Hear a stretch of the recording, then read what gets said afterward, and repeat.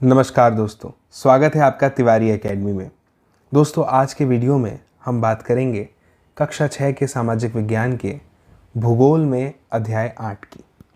भूगोल का अध्याय 8 जिसका शीर्षक है भारत, जलवायु, वनस्पति तथा वन्य प्राणी। हमेशा की तरह इस बार भी मैं आपके समक्ष एक एक पैराग्राफ को 4-4 लाइनों को रीड करूंगा और उसके पश्चात उसका अर्थ आपको समझाने का प्रयास करूंगा। उम्मीद है कि आप पूरे वीडियो तक मेरा साथ निभाएंगे और हम सब मिलकर आपस में अच्छे से इस अध्याय को समझने का प्रयास करेंगे। तो चलिए बिना देर किए शुरू करते हैं। सबसे पहले यहाँ पर लिखा हुआ है, आप मौसम के बारे में प्रतिदिन समाचार पत्रों में पढ़ते हैं तथा टेलीविज़न पर देखते हैं अथवा दूसरों को इस संबंध में बातें करते हुए सुनते भी हैं। दोस्तों, अगर यह वाक्य सुनने में या पढ़ने में आपको ऐसा लग रहा है कि सही लिखा है, आप वाकई प्रतिदिन समाचार पत्र पढ़ते हैं या टेलीविज़न पर न्यूज़ देखने की आपके अंदर आदत है, तब तो कोई बात नहीं है, अच्छी बात है, ठीक है, आप एक अच्छे विद्यार्थी हैं। लेकिन यदि आप समाचार नहीं सुनते, देश का हाल नहीं जानना चाहते, आपके भीतर यह जिज्ञासा ही नहीं है या क्यूरियोसिटी नहीं है कि आपके आसपास क्या हो रहा है, तो यकीन मानिए कि यह आपके लिए एक सही बात, सही आदत नहीं है। आपके अंदर यह आदत ज़रूर होनी चाहिए कि आप दिन में भला ही 15 से 20 मिनट ही क्यों ना, लेकिन अखबार को पढ़ें, समाचार पत्रों के माध्यम से अपने आसपास की दुनिया का हाल जानें और इसके अलावा खबरों को भी थोड़ा बहुत सुन लेना चाहिए। फिल्मों को देखने के अलावा, गानों को सुनने के अलावा कुछ समय समाचार के लिए भी हमारे पास में अवश्य होना चाहिए। तो जैसा कि यहाँ पे लिखा हुआ है कि मौसम के बारे में प्रतिदिन समाचार पत्रों में हम पढ़ते हैं, टेलीविज़न पर भी देखते हैं मौसम का हाल, और कई सारी बातें हमने दूसरों के मुख से सुनी है इस संबंध में कि आज मौसम ऐसा है, आज मौसम वैसा है, भाई आज का मौसम तो बड़ा ही सुहाना लग रहा है, या कभी हम कहते हुए सुनते हैं आज का मौसम कुछ ठीक नहीं है। सुना है ना। आगे लिखा हुआ है, आप जानते हैं कि मौसम वायुमंडल में दिन प्रतिदिन होने वाला परिवर्तन है। यहाँ पर इस प्रश्न का उत्तर हमें मिल गया कि मौसम क्या है या मौसम से क्या आशय है। तो मौसम से तात्पर्य है वायुमंडल में दिन प्रतिदिन होने वाले परिवर्तन से। अब आप कहेंगे कि भाई एक दिन में तो बहुत सारे परिवर्तन होते हैं, कई प्रकार के परिवर्तन होते हैं। दूध में अगर हम दूध की बात करें तो गाय और भैंस का जो दूध हमारे घर पे आता है उसकी हम चाय बना लेते हैं। परिवर्तन तो यह भी है।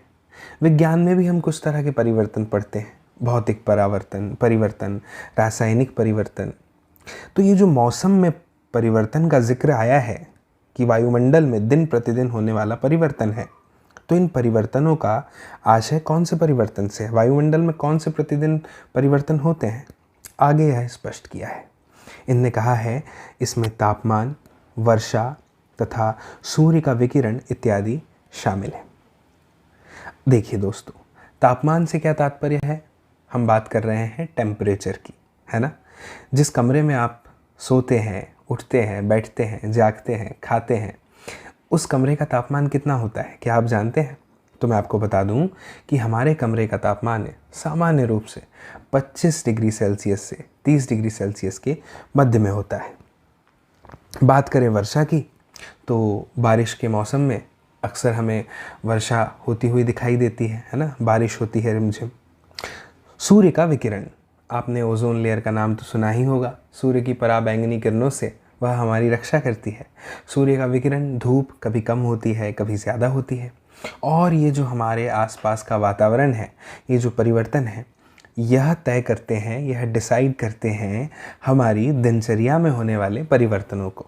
ये कैसे होगा, ये भी मैं आपको आगे इसी अध्याय में बताने वाला हूँ। लेकिन आपको यह तो समझ में आ गया होगा कि मौसम वायुमंडल में दिन प्रतिदिन होने वाला परिवर्तन है, तो यहाँ पर जो परिवर्तन है उससे तात्पर्य कौन से परिवर्तन से है। यहाँ पे तात्पर्य है तापमान में होने वाले परिवर्तन से। कभी तापमान का कम हो जाना, कभी तापमान का अधिक हो जाना, कभी एकदम ठंड पड़ने लगना और कभी अचानक से गर्मी पड़ने लग जाना। कभी मौसम एकदम नम सा वातावरण है, हल्की धूप निकल रही है, हल्का हल्की बदली छाई हुई है ना, वह भी एक मौसम ही है। सूर्य के विकिरण, धूप का कम ज़्यादा होना आदि सब कुछ मौसम के अंतर्गत आता है। उदाहरण के लिए मौसम कभी गर्म या कभी ठंडा होता है। कभी कभी आसमान में बादल छा जाते हैं तो कभी वर्षा होती है। आपने ध्यान दिया होगा कि जब बहुत दिनों तक मौसम गर्म रहता है तब आपको ऊनी वस्त्रों की आवश्यकता नहीं पड़ती है।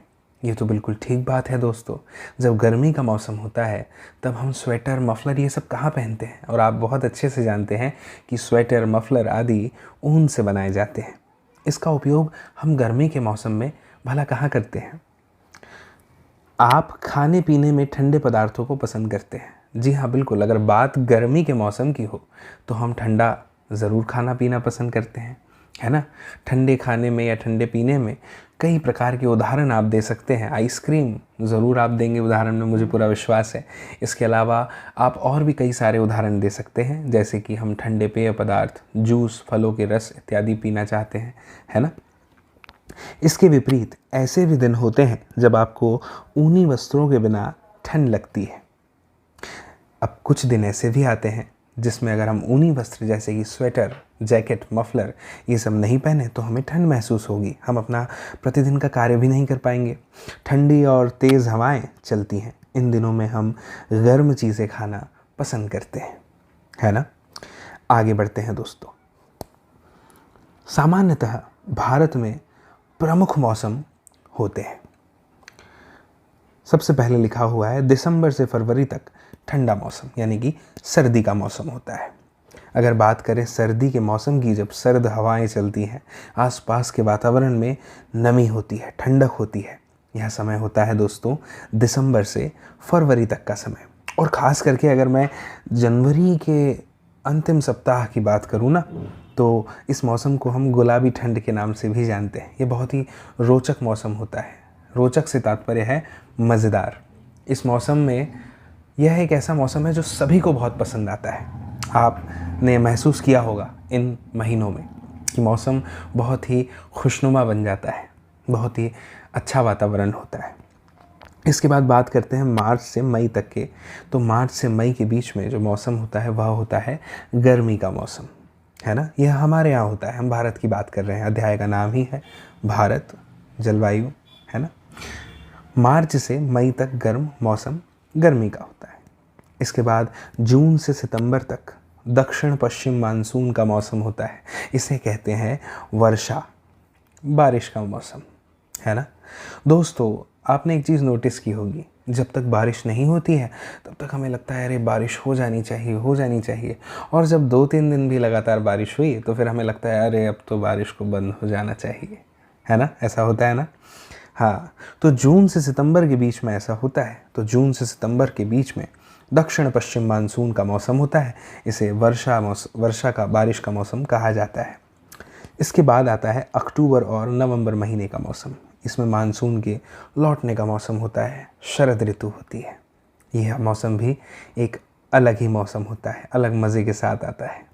इन सभी मौसमों की जो समय दिया गया है, इन समय के बीच में आप इन मौसमों को महसूस कर सकते हैं। मुझे उम्मीद है आप ज़रूर करेंगे। ठीक है, कमेंट करके ज़रूर बताइएगा इस वीडियो में कि आपको सबसे पसंदीदार मौसम कौन सा लगता है और उस मौसम के आपके फेवरेट होने के पीछे, मनपसंद होने के पीछे क्या कारण है। अब आगे बढ़ते हैं और बात करते हैं दोस्तों शीत ऋतु की। ठंडे मौसम में सूर्य की सीधी किरणें नहीं पड़ती हैं, जिसके परिणाम स्वरूप उत्तर भारत का तापमान कम हो जाता है। यहाँ पे लिखा हुआ है कि ठंडे मौसम में सूर्य की सीधी किरणें नहीं पड़ती हैं, जिसके परिणाम स्वरूप उत्तर भारत का तापमान कम हो जाता है। इसको थोड़ा समझने का प्रयास करते हैं, है ना। मैं एक छोटा सा डायग्राम यहाँ पे साइड में बना देता हूँ, उससे मैं आपको बेहतर तरीके से समझा पाऊँगा, है ना। ठीक है दोस्तों, यह है हमारी पृथ्वी। मान लीजिए कि यह हमारी पृथ्वी है। एक लाइन जो है हमारी पृथ्वी के मध्य से होकर के गुजरती है। आप जानते हैं इसे भूमध्य रेखा कहते हैं, क्या कहते हैं? भूमध्य रेखा कहते हैं। 1 मिनट, यह भूमध्य रेखा है जो हमारी भूमि को, हमारी पृथ्वी को मध्य से 2 भागों में विभाजित करती है। एक होता है भैया हमारा उत्तरी गोलार्ध और एक है हमारा दक्षिणी गोलार्ध। ठीक है ना? अब देखिए, एक और रेखा है जो है कर्क और एक है मकर रेखा। तो पृथ्वी जो है दोस्तों, वह तो सूर्य का चक्कर काट रही है ना? जिसे एक चक्कर को पूरा करने में 365 दिन, 366 दिन के आसपास लगता है। ये हमने पढ़ा है, एग्जैक्ट समय पढ़ा है ना? तो जो सूर्य है ना, वह सूर्य की स्थिति इस मकर रेखा से इस कर्क रेखा के बीच होती है, अलग अलग समय पर। बात की जा रही है शीत ऋतु की, है ना, ठंडे मौसम की। तो इसमें सूर्य की जो सीधी किरणें हैं ना, वह हमारे भारत पर नहीं पड़ती। इसके कारण उत्तर भारत का जो तापमान है वह कम हो जाता है। शीत ऋतु यानी कि ठंडे मौसम में किरणें जो हैं तिरछी पड़ती हैं। तो उत्तर भारत की अगर मैं बात करूं तो वहाँ पर सूर्य की सीधी किरणें नहीं पड़ती। इसी कारण से जो तापमान है वह कम रहता है और आती है शीत ऋतु। इसके बाद बारी आती है दोस्तों ग्रीष्म ऋतु की। ग्रीष्म ऋतु यानी कि गर्मी का मौसम। अब अगर मैं बात करूं गर्मी की, तो मार्च से मई तक का ये मौसम होता है ना? तो मार्च से मई तक के गर्म मौसम होता है। गर्मी के मौसम में सूर्य की किरणें अधिकतर सीधी पड़ती हैं। तापमान बहुत अधिक हो जाता है। दिन के समय गर्म एवं शुष्क पवन बहती है जिसे लू कहा जाता है। आपने अक्सर अपने घर में बुज़ुर्गों को, अपने माता पिता को यह कहते हुए सुना होगा, गर्मी के मौसम में वह दोपहर में आपको बाहर जाने नहीं देंगे। और इसका क्या कारण है? इसका कारण ये है कि वह आपसे कहते हैं कि लू लग जाएगी, बाहर मत जाइए। ये लू क्या होती है? अभी हमने जाना कि दिन के समय गर्म और शुष्क पवन बहती है, इसे लू कहा जाता है। अक्सर इसके लगने से तबीयत खराब हो जाती है ना? स्वास्थ्य गड़बड़ा जाता है। और एक और चीज़ आपने देखा होगा कि गर्मी के दिनों में हमारी दिनचर्या में बहुत सारे परिवर्तन आते हैं। हमें कैरी का पना दिया जाता है। कैरी का पना जो है हम पीना पसंद करते हैं, है ना? आम तो गर्मी के मौसम में आते ही हैं, फलों का राजा है आम, आप जानते हैं।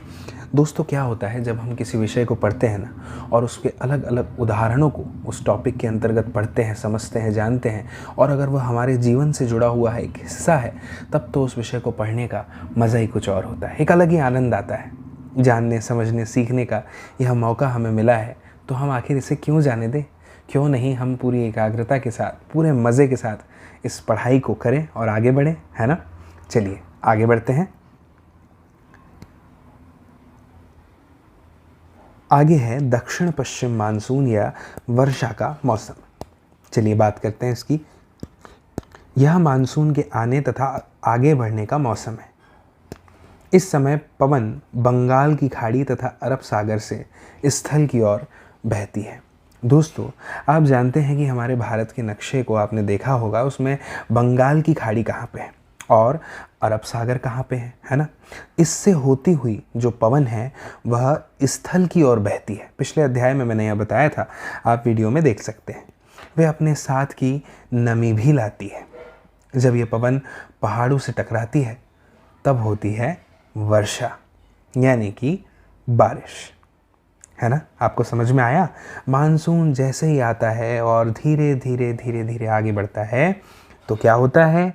पवन जो है वह बंगाल की खाड़ी और अरब सागर से स्थल की ओर बहती है और उस बहने से वो अपने साथ बहुत सारी नमी लेकर के आ जाती है। और ये नमी युक्त पवन जब पहाड़ों से टकराती है तब होती है वर्षा। मुझे उम्मीद है आपको यह समझ में आ रहा होगा। चलिए आगे बढ़ते हैं।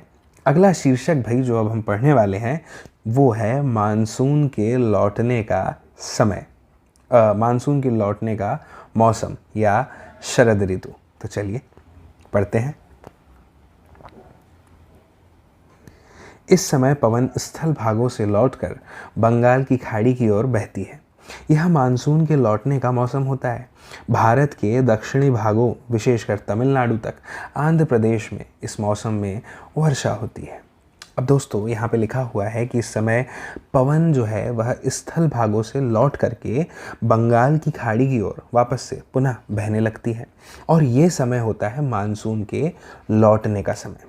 तो भारत के जितने भी दक्षिणी भाग हैं यानी दक्षिण भारत जैसे कि तमिलनाडु, आंध्र प्रदेश, इनमें जो है इस मौसम में वर्षा होती है यानी कि बारिश होती है। किसी स्थान पर अनेक वर्षों में मापी गई मौसम की औसत दशा को जलवायु कहते हैं। इसको थोड़ा ध्यान से समझिएगा। आपने मौसम के बारे में अभी जाना था कि मौसम क्या होता है। अब यहाँ पर बता रहा है कि जलवायु क्या है। तो जलवायु है क्या?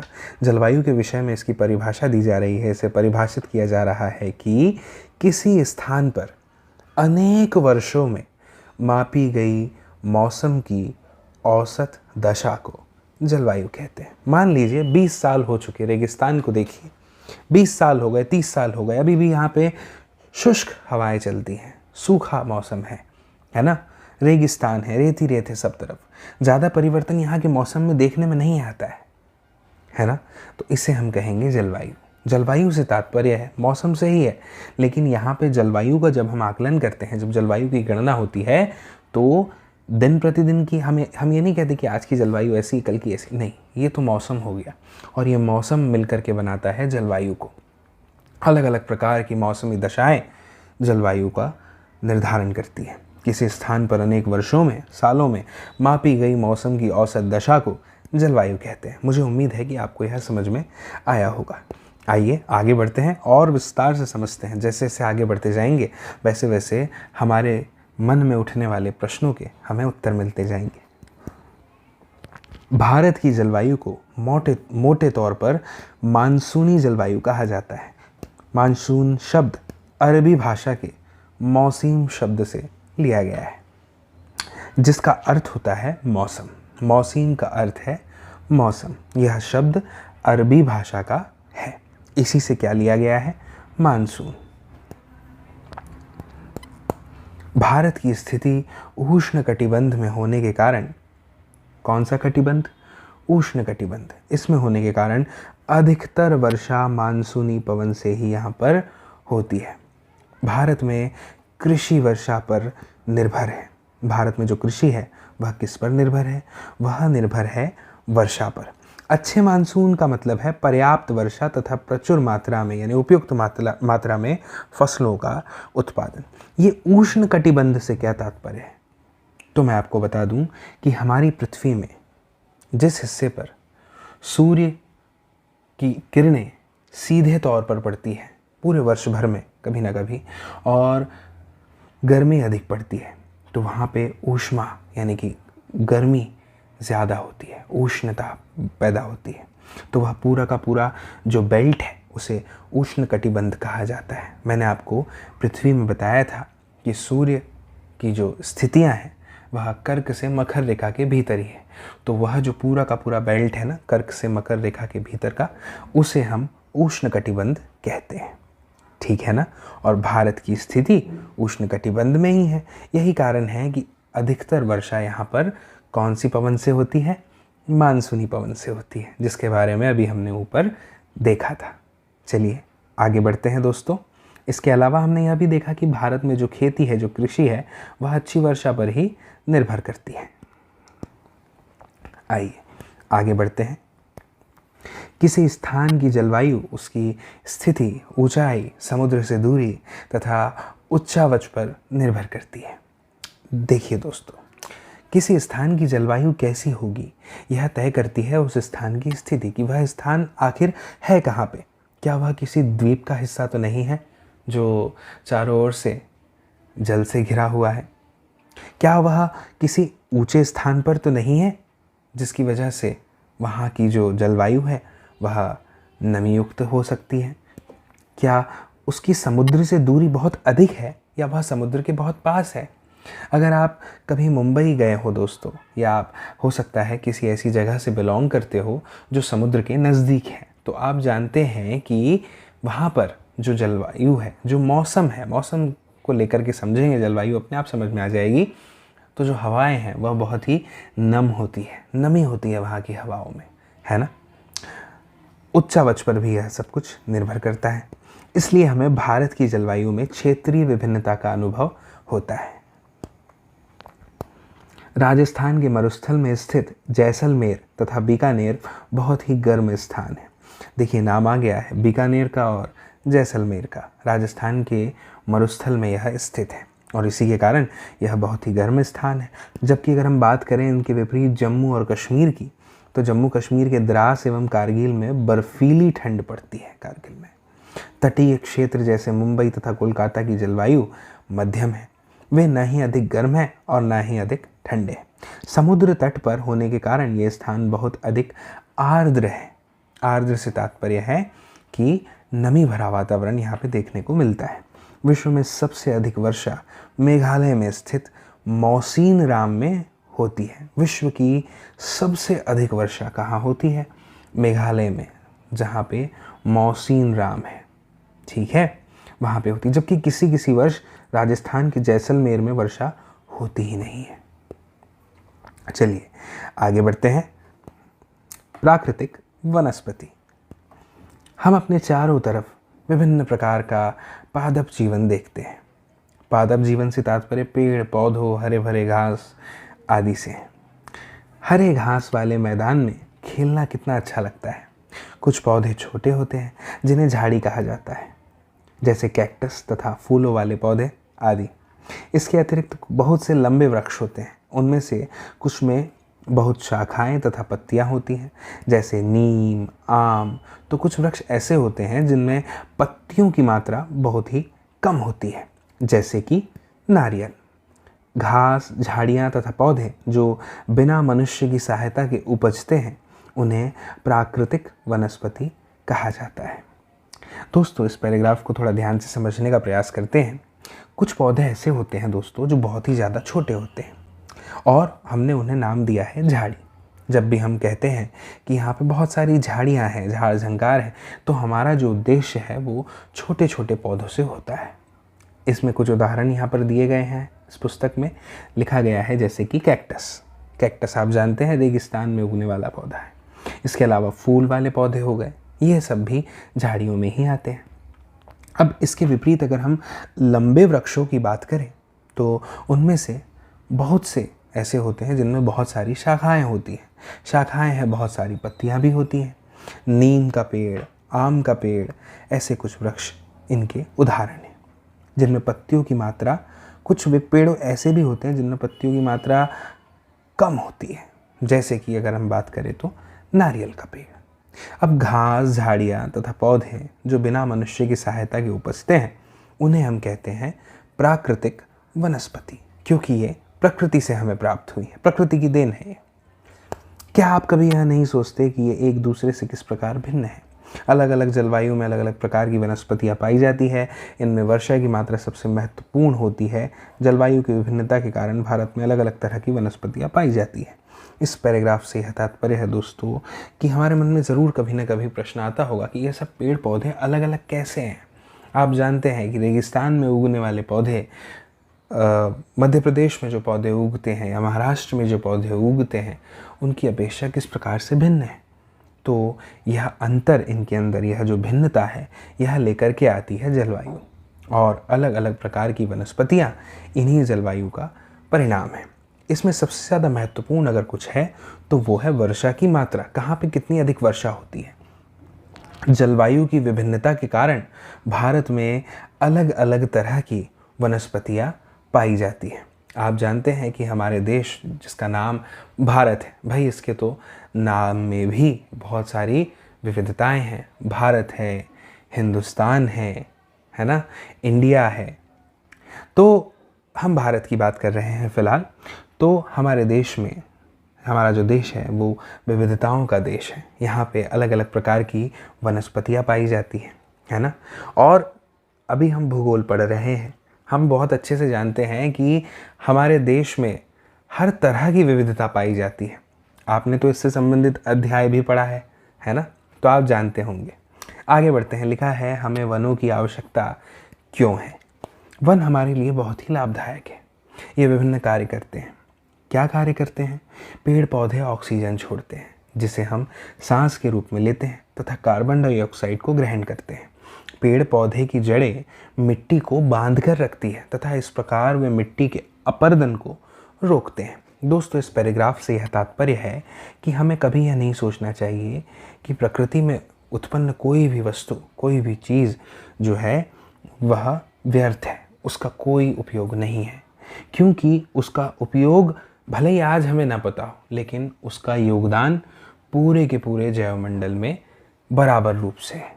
समस्त प्रकार के जो पेड़ पौधे हैं, ये सभी जो हैं अपना भोजन बनाने के लिए कार्बन डाइऑक्साइड का उपयोग करते हैं, जिससे कि हमारे वायुमंडल में कार्बन डाइऑक्साइड की मात्रा में संतुलन बना रहता है और बदले में हमें देते हैं जीवनदायिनी गैस ऑक्सीजन, जिसकी वजह से हम सभी जीव जंतु जीवित हैं, जो अपना भोजन स्वयं नहीं बना सकते। पेड़ पौधों पर ही तो हम निर्भर हैं, आश्रित हैं, है ना। तो प्रकृति से हम जुड़े हुए हैं हमेशा, सदैव से सदैव के लिए। पेड़ पौधे जो हैं वह मिट्टी को बांध कर भी रखते हैं अपनी जड़ों के माध्यम से। इससे क्या होता है, मिट्टी का कटाव नहीं होता, अपरदन नहीं होता, मिट्टी जाकर के नदी नालों में नहीं बह जाती।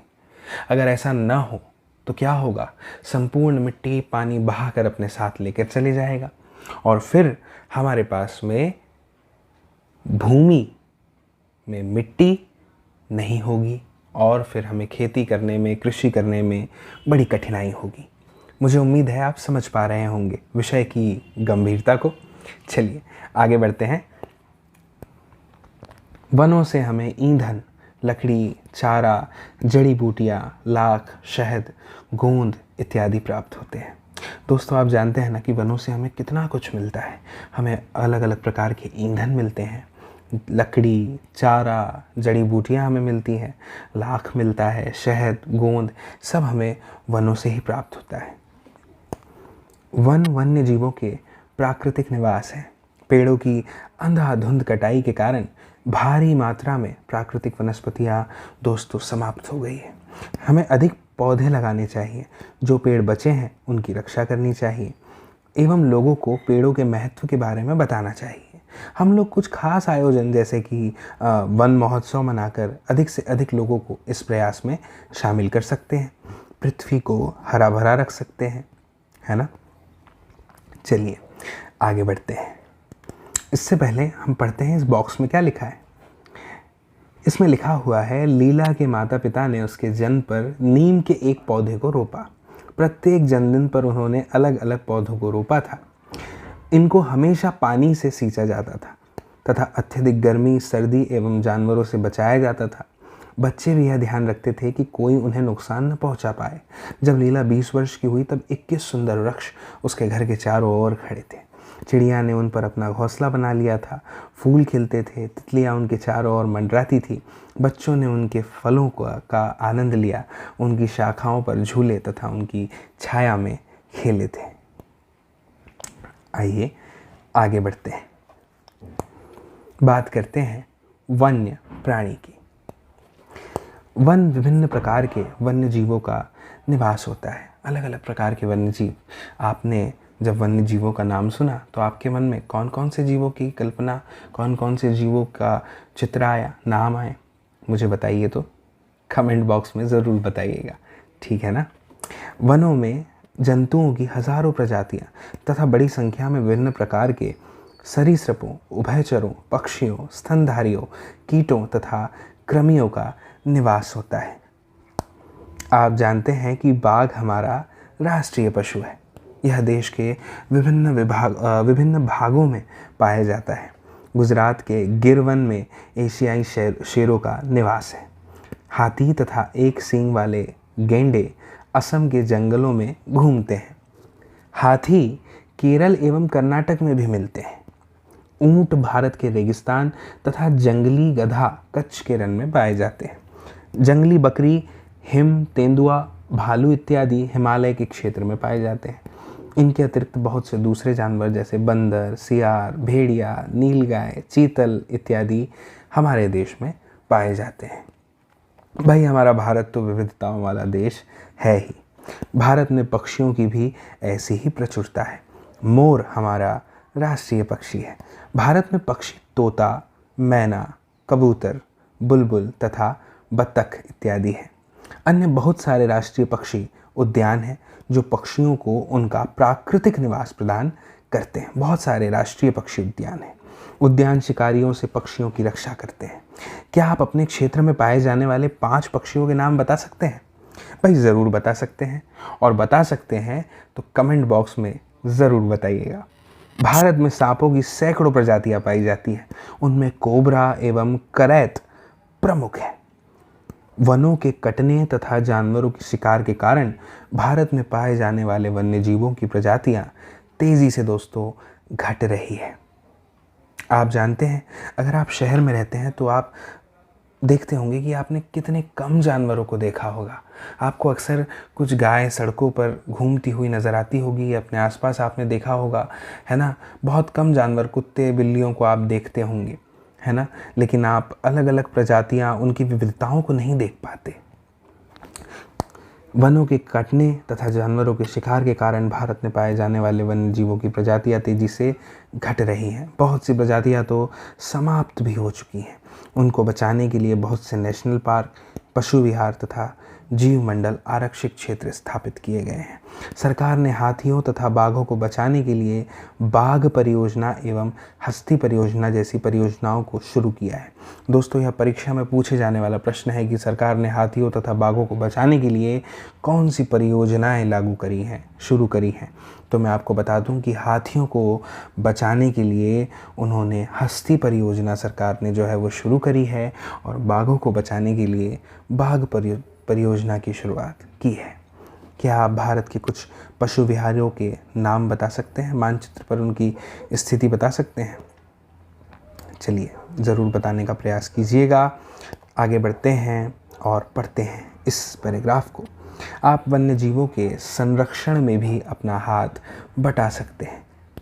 आप जानवरों के शरीर के विभिन्न अंगों जैसे हड्डी, सींग तथा पंख से बने पदार्थों को खरीदने से इनकार कर सकते हैं। दोस्तों, आप जानते हैं कि हमेशा आपने ऐसी बातें सुनी होंगी कि दिवालियों पर हमें ज़्यादा पटाखे नहीं जलाने चाहिए, या फिर होली में हम ज़्यादा रंगों का, पानी का उपयोग नहीं करेंगे, या फिर अभी दिवाली में हमें जो है विदेश से आने वाले जो खिलौने हैं, पटाखे हैं, उनका उपयोग हमें नहीं करना चाहिए, आदि आदि।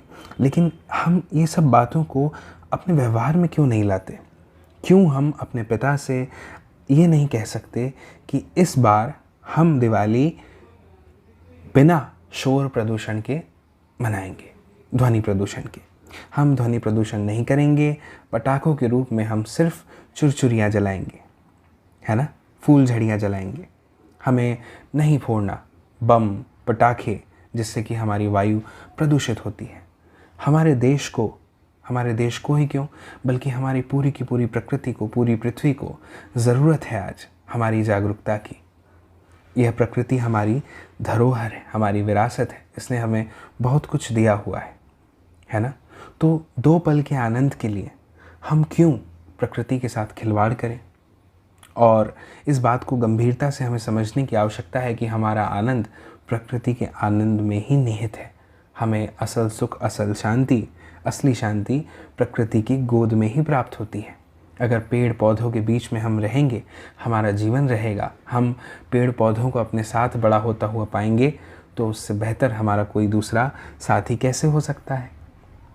तो यह हमारी आवश्यकता भी है कि हम प्रकृति की रक्षा करें, क्योंकि प्रकृति तो हमारे लिए माँ समान है, जिसने हमें जीवन दिया, हमें रहने के लिए स्थान दिया, है ना। मुझे उम्मीद है आप समझ रहे हैं। प्रत्येक वर्ष हम लोग अक्टूबर से पहले सप्ताह को वन्य जीव सप्ताह के रूप में मनाते हैं, ताकि वन्य जीवों के निवास को संरक्षित रखने के लिए जागरूकता लाई जा सके। पढ़ लेते हैं कि प्रवासी पक्षी क्या होते हैं। कुछ पक्षी पिनटेल बतख, करलीव, फ्लेमिंगो, ऑस्प्रे, लिटिल स्टिंट प्रत्येक वर्ष, यानी कि सर्दी के मौसम की बात हो रही है, सर्दी के मौसम में हमारे देश यानी कि भारत आते हैं। सबसे छोटी लिटिल स्टिंट, जिसका वजन लगभग 15 ग्राम होता है, आर्कटिक प्रदेश से 8000 किलोमीटर की दूरी तय करके भारत आती है ना। ये जानकारी बहुत रोचक और महत्वपूर्ण भी है। मुझे उम्मीद है कि आप लिटिल स्टिंट का नाम हमेशा याद रखेंगे। दोस्तों, जैसा कि अभी हमने जाना समझा इस अध्याय को, है ना, मैंने आपको इस अध्याय के बारे में जो भी महत्वपूर्ण चीज़ें थी, बातें थी, वह बताई, उसका जिक्र किया, आपसे चर्चा की। भारत, जलवायु, वनस्पति तथा वन्य प्राणी भूगोल का अध्याय 8 मुझे उम्मीद है आपको पूरी तरह से समझ में आया होगा और पाठ के अंतर्गत दिए गए सभी प्रश्नों का उत्तर देने में आप अपने आप को सक्षम महसूस करेंगे इस वीडियो को देखने के पश्चात, या ये वीडियो आपने देख लिया होगा तो, है ना। तो दोस्तों, अगर यह वीडियो आपको पसंद आया हो तो ज़रूर इसे अपने दोस्तों, मित्रों, साथियों, परिजनों, सहपाठियों के साथ साझा करें। इस वीडियो की लिंक को शेयर करें ताकि वह भी इस वीडियो को देख पाएँ। जितना हो सके ज़्यादा से ज़्यादा शेयर करें और पढ़ाई ज़रूर जब भी आप करें मन लगा के करिए, है ना। आप चाहें तो अपनी पढ़ाई को सबसे पहले भी रख सकते हैं कि भाई सबसे पहले तो पढ़ाई करेंगे, बाकी सब काम बाद में करेंगे। या आप चाहें तो अपनी पढ़ाई को अंत में भी रख सकते हैं कि पहले दिन भर के बाकी ज़रूरी काम निपटा लिए, तब फिर इत्मीनान से बैठ कर के कम से कम 2 से 4 घंटे पढ़ाई करेंगे। जैसे भी आप करें, पढ़ाई करना बहुत ज़रूरी है और मुझे उम्मीद है कि आप पढ़ाई की अहमियत को ज़रूर समझते होंगे। जल्दी मिलेंगे अगले वीडियो में, तब तक के लिए नमस्कार।